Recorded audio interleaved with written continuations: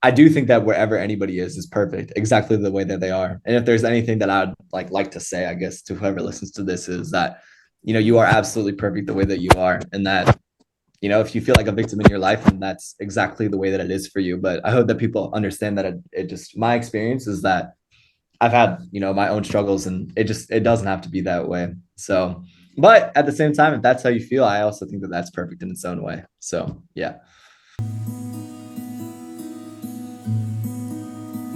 You're listening to the Boundless Enigma Podcast with Sam Zins and Ryan Mulkentine. On this podcast, we dive into the mind, reality, and existence itself to provide you with boundless ideas and insights.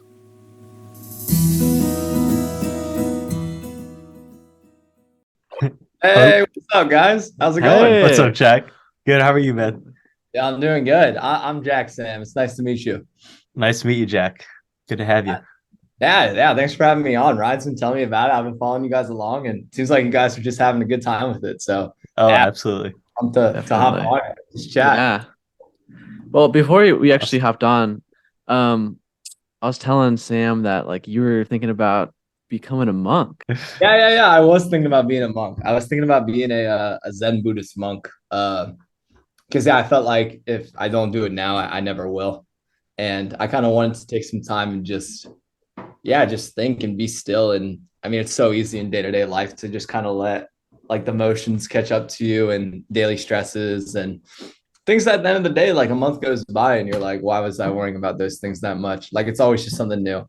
And I just wanted to take time to be still and stuff, but I did some serious thinking about it. And I was kind of thinking that I don't want to have to go to some mountain in Asia just to be able to find inner peace and happiness. Yeah. So I decided that I would dedicate myself to the same kind of studies and contemplation, but in my day-to-day life. And I felt like that would set me up more for a life where I can kind of coexist with society and in solitude from society, I guess. So that's kind of how the truth came to me. Nothing against people who want to go be monks. I think it's a really, really amazing thing. But yeah, I felt more pulled to just go back to Cincinnati this summer. And I'm working at Ziegler Park Summer Camp, which is summer camp for inner city kids. Well, not necessarily inner city kids, but it's specifically for kids who don't have a lot of other summer opportunities and parents who don't have a lot of opportunities. I've worked there the past 3 summers and it's just been awesome. I've loved it so much. So yeah, I'm going to go back there, save up some money, and then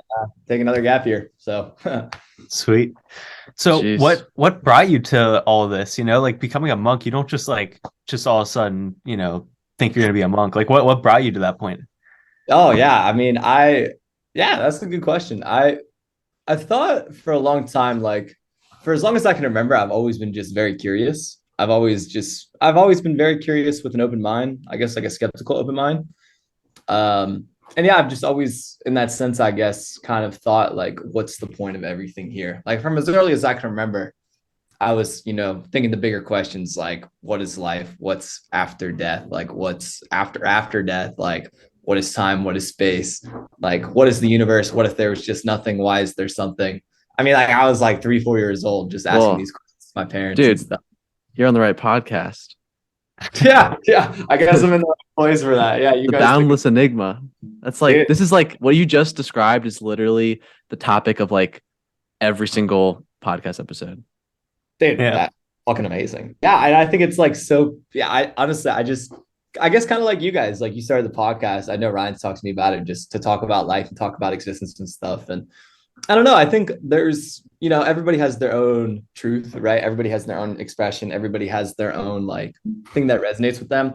The best analogy that I've heard is that we're all the universe is the human body, and we're all cells in this cosmic body. And so you have heart cells, you have brain cells, you have eye cells, you have gallbladder cells, you have foot, hand, whatever cells, right? Every single cell has its own unique purpose that, adds to this human experience that is so wonderful and beautiful.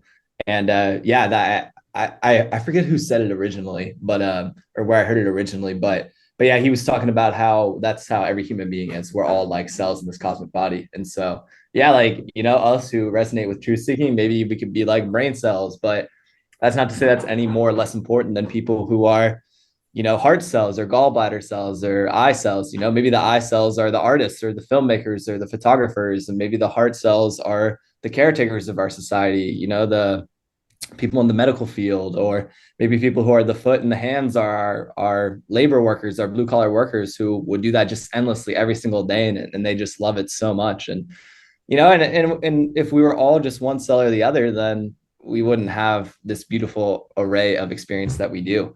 But it's always nice to connect with people who are like-minded cells, I guess. Totally. Absolutely. That's crazy. I think that's a. Go ahead, Sam. Go ahead. I was just gonna say, I find it like super interesting how you how open-minded you are about everything, because that's something that I like to vouch for as well, because I find that it helps with anything really in life. Is that something that like you think has been cultivated since asking those questions that when you were 4? Or yeah, totally. Yeah, to go full circle, because I realized after I finished that I hadn't answered your question. So go on that track. Yeah, I've always just felt like, I don't know, for whatever reason, like, it's just always been ingrained of a part of me to be a truth seeker, just to be very, very curious. And yeah, I don't know really exactly why that is, but I'm kind of the kind of guy that, like, you talk to at a party, and it's like, are we not just going to talk about like how we is that we're just like all sitting around in the circle talking about like our things? Like, I'm like what are we all doing here? Like, just floating on this rock in space, And yeah, that's kind of led me to this point where, like, I feel like truth in itself, like it can never be, well, truth, I believe that we are truth. We are the universe experiencing itself. And so somebody's own experience is a truth of sorts, just in the same way that our experience is of sorts. And we have our collective truth, things that all of us agree with / resonate with. And we have our own, separate subjective truths, and they kind of compile to form this one cosmic truth that is the dance of our experience. So I think in that sense, like, my truth along the way has always been like, yeah, asking the big picture questions and just keeping an open mind, because I know that things don't necessarily have to be like so provincial the way that society makes them. But also sometimes I think that, society can be very closed-minded in a lot of ways. And sometimes I think that society maybe is a little too open-minded in some ways. Like, I'm trying to think of an example, like, actually, no, because I don't know. I think an open mind is one of the greatest gifts that anybody can give themselves. But yeah, I mean, maybe like closed-minded is kind of obvious. Like, I feel like, people are people regardless of like skin, religion, sexual orientation. Like, I also feel like in general, we all kind of like collectively accept that there are things that are quote unquote unacceptable, like aspects of ourselves, like sins, or, I don't know. I just think that, like, things that we think that are unacceptable can never actually be unacceptable. Plato always says that, well, always, he wrote that evil is ignorance. And I'm a firm believer in that. People that are doing the things that we shun, the criminals, the people who are being violent, the people who are exploiting other people for power or sexual stuff. I'm not saying that it's okay, right? But at the end of the day, those people are always some of the most miserable people. They're sabotaging themselves. And so I think that evil arises out of ignorance. And yeah, I think that in that way, society could be a lot more open-minded. Instead of being more punitive, we could be more restorative, and not come down on them, but just ask what's going on, like, why. It's like with the school shooting, school shootings happen and everybody's like, gun violence, this, gun rights, blah, blah, blah. And nobody's asking, why is this 16-year-old kid going up into a school and shooting 16 of his peers? It's like, right. I don't know. So that's like no always compassion for the shooter. No compassion. And I get it. It arises out of fear. But still, just like, yeah. So in that way, I've always been a lot more open-minded, just kind of questioning everything that I see. And yeah, I mean, maybe, I guess, like, I don't think that an open mind is ever a bad thing, to be honest. I just think that society could sometimes be a little too closed-minded, because an open mind can identify where maybe they're being too loose or too, like, I guess, I don't know. You guys know what I'm trying to say? Like, I guess, right. if somebody's like a threat to society, like going up and shooting a ton of people, I think that there is a line where it's like, like, let's get this guy some help. And maybe too loose version of that would be, he's speaking his truth, let's go let him right. Yeah. Right. Well, like the big 5 personality traits, like one of them is openness. So there's been studies done on psychedelic use and the trait openness, and people that have taken a psychedelic in the past like 6 months rank higher on openness on average than people that have not taken psychedelics. But people that take psychedelics over and over and over and over and over, day after day after day after day, can end up losing their mind and become so open that they don't even know what is real anymore. And so I think like having an open mind, being higher on the trait of openness is good until a point where like, do you even know what is what? And maybe honestly, maybe that is the real truth of the universe, that there is no right perspective, and they've just lost their, maybe to us they've lost their mind, but to them they're experiencing too much. Yeah, totally. Yeah, I think that like, I don't know, lately for me, truth seeking has brought me to this point where, I don't know, instead of trying to find some objective, like, this is what works for everyone, this is the truth for everyone. I mean, the reality is if we just start with the assumption that we are the universe experiencing itself, which to me is very logical, it's very practical. You know, we arise out of the fabric of this universe and in some form or another, and we will go back into the fabric of this universe, and we are the fabric of this universe. And so instead of truth seeking as a means of, you know, let's look at other people's experiences and decide if it's right or wrong, I think the world would be a much more beautiful place if we just learned to listen to our own inner compass. Like, I don't think that your own inner compass, the part of you, the deepest part of you that is, well, actually every single part of you that is connected to the universe, like whatever that motivation is, you know, your most inherent truth, not only is it your truth, but it's everyone else's truth too. And I think that on the most practical level, this looks like, you know, the thing that resonates with you the most, that would bring you the most happiness. You know, once you're operating from that state of being, you know, whether it's doing this podcast that you really, really love and you guys are just so happy when you're doing it. You know, if you get to the point where you're really in your niche and you're vibing and you're loving it, people will pay their attention to get a piece of that. People will pay money to get a piece of that. And so in the same way that maybe this is what brings you guys so much passion, is just talking about the universe and talking about existence, you could say that is your deepest truth. That's my truth too, because I want to see you guys doing what you're the most blissed out about, because I want to be a part of that. I want to experience that expression of your unique truth. And so, yeah, and I just think that along the way, I used to think that the goal is to get to that point where we are the most blissed out, you know, because then we will just, everybody's going to want a piece of that we can share and we give in return. It's kind of like at the most fundamental level, you know, self and other, it becomes very, very vague. It becomes very, very opaque, because I think that like, yeah, I totally forget where I was about to just go with this. I I think that yeah, self and other gets a bit vague because, yeah, I just think that like, oh, what I was gonna say is that when you're doing the thing, I this is like a common argument in like philosophy that I just think is really silly. It's about, you know, whether true altruism could actually ever exist, you know?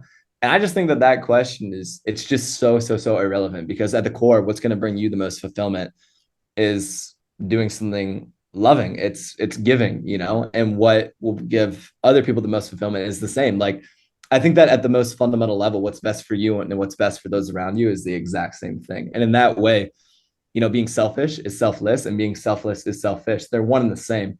And that kind of aligns with the cosmic idea that everything is just one, you know, that us looking at each other, we're just reflections of ourselves. And yeah, I just think that, yeah, in the same way, like, you know, I think at the core, it's really easy for us to have this idea that that's where we want to be. We want to get to this blissed out version of ourselves where, you know, we can give ourselves away. We can give ourselves away. And in that way, we can be part of this cosmic dance. You know, we cannot be separate. We can have purpose. We can have meaning.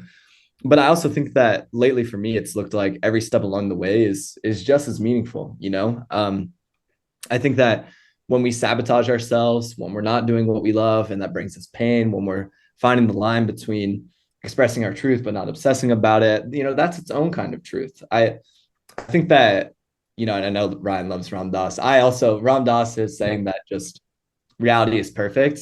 I'm just a big believer in that. Like, nothing can ever be outside of reality. Reality just, it is what it is. And if you think that you should be somewhere else, I think that it can only come with understanding exactly where you are. Like, if you were supposed to be somewhere else, then you would be somewhere else. I don't know. I just think that life isn't about like, I think that when people get too ambitious with spiritual growth or truth seeking, it's kind of just a beautiful denial and resistance of them exactly the way that they are. And I think that it's them running away from their shame, their insecurities, And ultimately, I think it's a way to gain control over a life that they feel is out of their control. Like when you're doing what you love, and kind of going back to the cell analogy, people who are, I mean, one of my best friends is not a truth seeker, and he just loves working with his hands. He loves mechanics. And when he's working on a car or working on his bike, he doesn't need to understand what's the meaning of him doing this right now. It just makes sense. None of us need to be a truth seeker when life makes sense, because we simply are the truth. We're embodying the truth. We're living a life that doesn't need a purpose, because what we're experiencing is the purpose. I think that when we become too much, what is the purpose of life? What is the purpose of life? It's because we don't feel the purpose right now. And so I think truth seeking by being, just by loving where you're at and understanding where you're at and having the courage to ask the harder questions, I think naturally growth will arise from that state. So I don't think that they have to be mutually exclusive between like accepting where you are versus growth. I think if you're truly accepting yourself as you are, then naturally growth will arise from that, because I think that's an inherent part of us as human beings, to have that drive for growth. So along with, asking those hard questions to yourself, do you meditate or journal or, read, or like what do you do? What helps you with your growth? Oh, totally. Yeah. I was actually thinking about this the other day, just how many amazing people that I've read that have gotten me to the point where I am now, where, yeah, I don't know. I feel lately I've been really turning a page. What I do is I probably about, and probably 4 or 5 days a week. I try to do it every day, but sometimes life just happens and I can only meditate like 10 minutes a day. But I always start my day with like 30 minutes to an hour. Try to do an hour of no phone or no electronics. And I start the day, I journal, I say what I'm grateful for. Then I just ask myself how I'm genuinely feeling, even if it's shame, if it's anxiety, just write it down, put it out in the known, because I don't want to be just on autopilot all day trying to fulfill this anxiety that is just pretending to be necessary, that the end of it isn't going to actually fulfill me or serve me. So I like to start my day with some awareness. And then I like to do some reading. It's just like a nice way to start the day, just not screens, not things that kind of get you outside of the present moment or overly outside of the present. And then usually, I go through my day, and then usually in the afternoon / early evening, I try to meditate for about an hour. I listen to music, and usually the first 15 minutes, I just kind of breathe and slow down.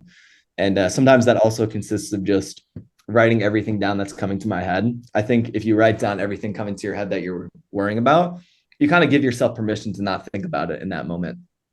And so anything that comes to my head, I write it down and just say, for now, like, I can worry about this later. It's totally fine to worry about it later, but I'm just going to focus on this right now. And actually something that really helps allow me to do that was I was taking a test this semester, and I had this moment where I was like, I was so locked into the test, just looking at the questions.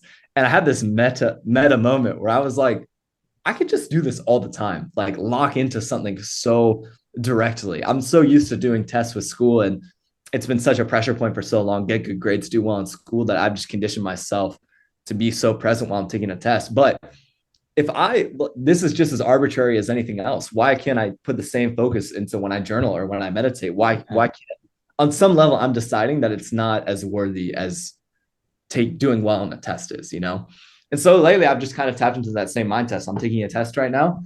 Anything that comes to my mind, if I'm especially anxious, I like to write them down and just give myself permission to think about them after. And if I'm not too anxious, I can usually tap into it pretty quickly, just with some breathing. And sometimes music, sometimes not, depending on what I'm feeling. Sometimes I just want to be still and quiet. Sometimes some ambient music is super nice. And then I try to be really, really still for a while.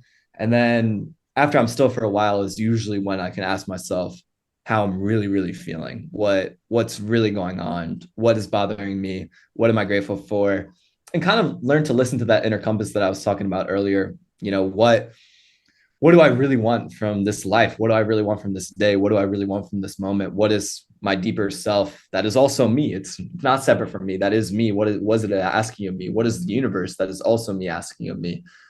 And sometimes that brings up some really, really uncomfortable and dark thoughts and feelings. But I think that the more you resist, what you resist persists. And I think the more that we resist the darkness or the parts of us that we're trying to grow away from, the bigger that they get.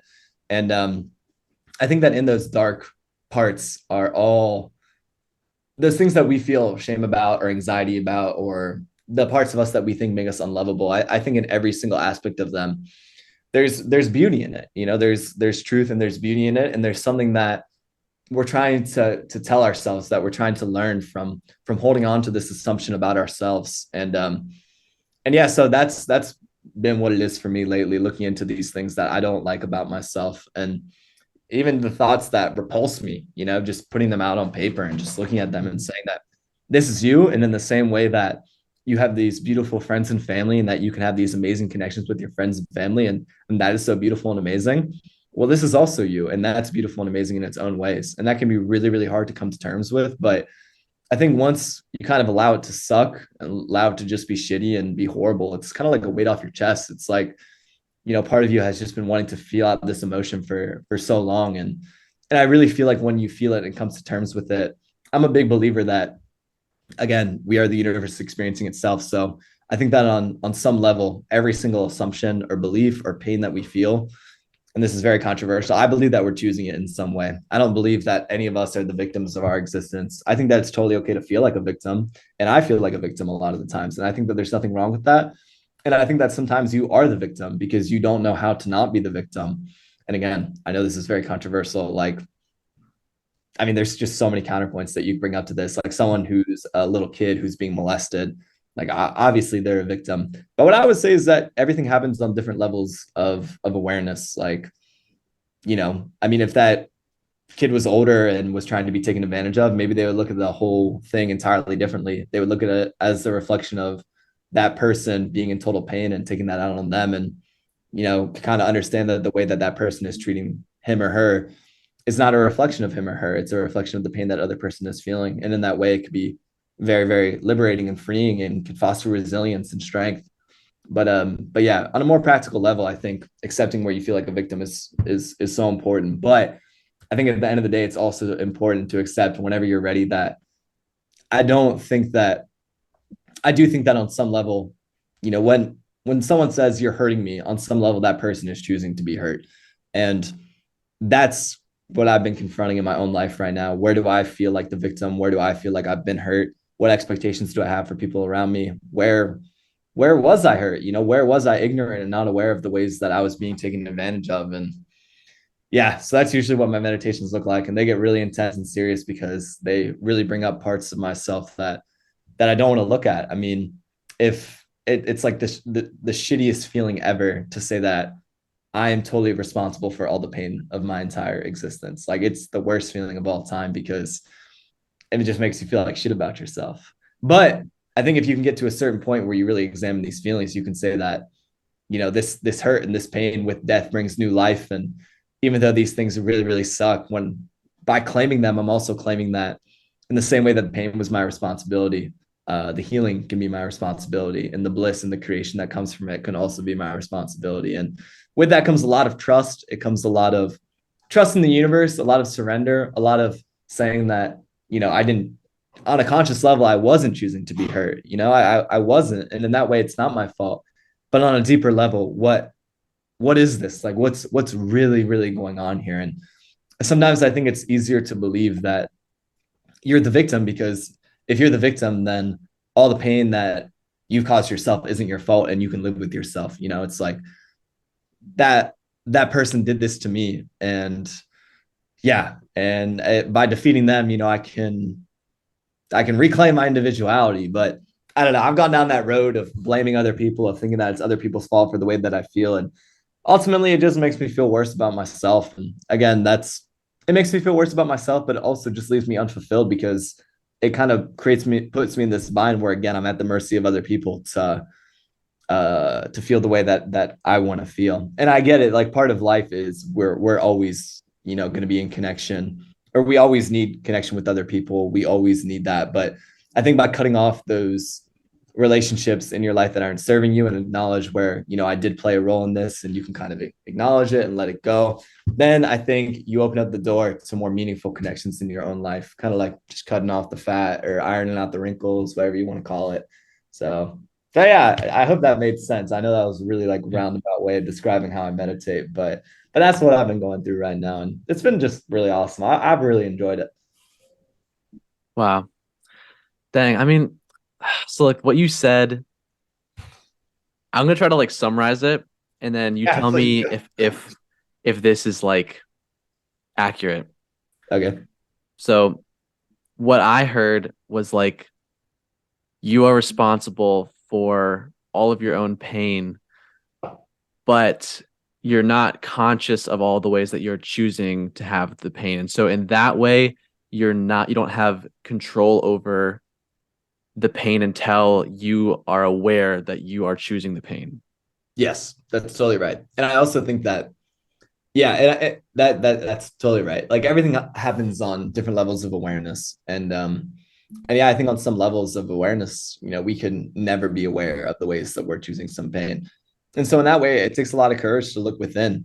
I do think that on a conscious level, though, I really do think that if we really ask ourselves that inner compass, that inner voice is always available to us. I don't think that, but I think that sometimes that inner voice is available in the sense that it asks you to go deeper, to look at these questions, to slow down. But I do think that that inner voice is always aware to us. It's or always available to us. It's been called a lot of names throughout the ages. Like, the conscience is one of the most uh, popular names of it. But I really do think that we all know at the deepest level that we're the creators of our life and that we can make this life whatever we want to. And yeah, I just think that it's our shame that blocks us along the way. I think sometimes it's easier to believe that we're powerless because we just do that to live with ourselves. And yeah, we just have so much shame as a society. We hold on to this belief that there are parts of us that are unacceptable and there are parts of us that don't merit love, because I think in a lot of ways that's the only love that we've been shown is a conditional one. And so we hold on to it because we would rather have some form of love than no form at all. And when you claim the parts of yourself that have been deemed unacceptable, you do cut off a lot of people in your life. You cut off a lot of relationships. You say, I am fucked up in a lot of ways, and I'm not gonna deny this anymore. I'm not gonna hide from it, or I'm not gonna play this role, or I'm not gonna play this character, or I'm not gonna try to fit into this superficial friend group that I don't believe in. When you claim your imperfections and your mistakes and your relationships, you will lose a lot of people. And I think that that's what keeps us in our boxes is fear of loss. It's fear of disconnection. And yeah, and it's funny because, when one door closes, another door opens. Like when we cut those things off, we go into the unknown, but I don't know. I think the unknown always finds a way to bring beauty into our lives. So I feel like I have enough trust in the universe at this point that I'm like okay with that process, and there's big grief that comes with it. But yeah, it's just been really, really great. And I want to be clear, like this part of my journey has not been about like it's been about being okay that I don't have it all figured out. It's being okay that I do hurt other people and I do make mistakes, and maybe I'm not that bad of a guy because I feel like absolute shit when I hurt people. I feel like absolute shit. It's not even about hurting other people because, like we were saying, they're choosing on some level to be hurt. But I just don't want to be treating people this way. I don't.